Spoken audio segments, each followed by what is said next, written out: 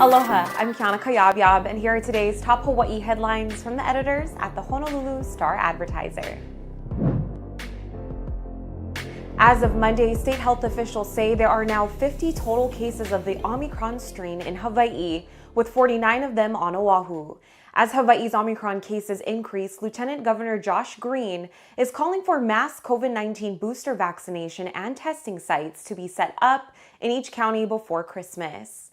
Green sent a memo to Governor David Ige, State Health Director Dr. Libby Char, and Adjutant General Major Kenneth Hara.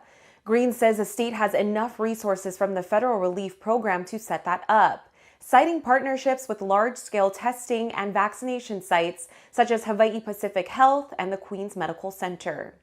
Green says 73% of people in Hawaii have been fully vaccinated, but only 22% have gotten their booster shot. He wants to increase that number as Omicron cases grow. Health officials are encouraging COVID-19 booster shots for everyone eligible. The State Department of Health today reported 707 new COVID-19 infections statewide. No new coronavirus-related fatalities were recorded.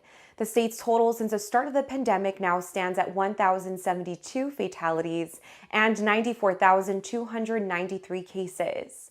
State health officials recorded 647 new cases on Oahu, 9 on Hawaii Island, 24 on Maui, 10 on Kauai, 1 on Molokai, 1 on Lanai, and 15 Hawaii residents diagnosed outside the state. Of all the confirmed Hawaii infection cases, 5,176 have required hospitalizations. Officials reported 3 new hospitalizations today. Of the state's total infection counts, 5,634 cases were considered to be active. Officials recorded 648 new active infections today. Ahead of the upcoming 2022 legislative session, Governor David Ige on Monday unveiled a budget plan that, among other things, would address affordable housing, restore jobs lost during the pandemic, and increase spending.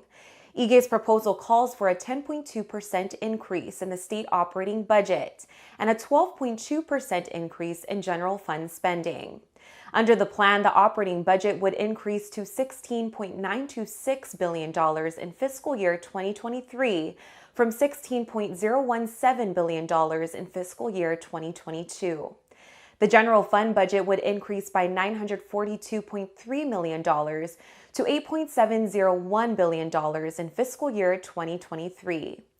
Ige's proposal aims to restore $1 billion in cuts made over the pandemic, including reductions in education spending. Some of the funds would go to the University of Hawaii with hopes of producing more medical professionals and graduates in information technology and digital media. Ige also wants to put $1 billion towards the state's so-called Rainy Day Emergency Fund.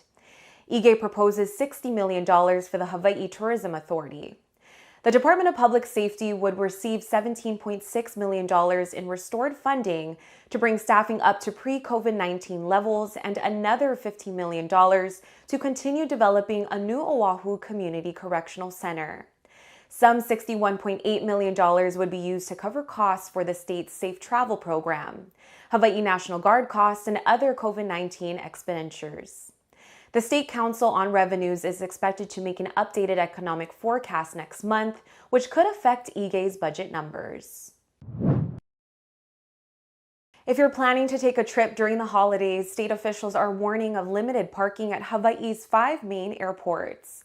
The Hawaii Department of Transportation officials anticipate more airline passengers at the Daniel K. Inouye International Airport on Oahu, Kahului Airport on Maui, Ellison Onizuka Kona International Airport, and Hilo International Airport on Hawaii Island, and Lehue Airport on Kauai.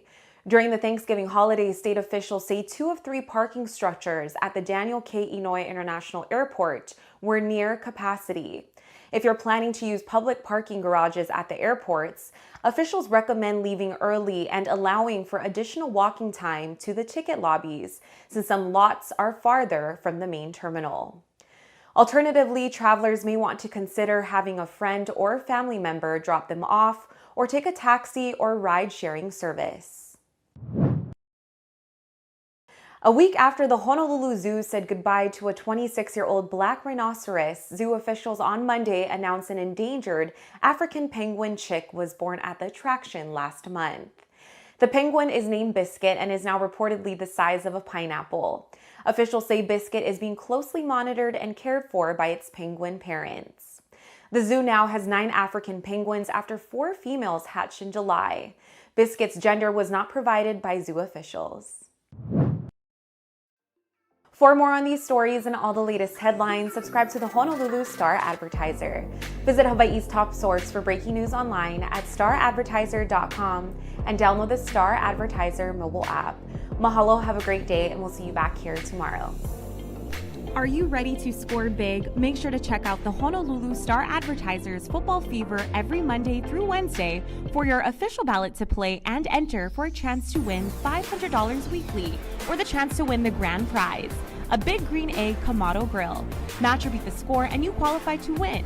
Don't forget to drop off your entry at select Long's Drugs locations. Good luck! Special thanks to sponsors Long's Drugs, Hawaiian Telecom, and Mercedes-Benz of Honolulu.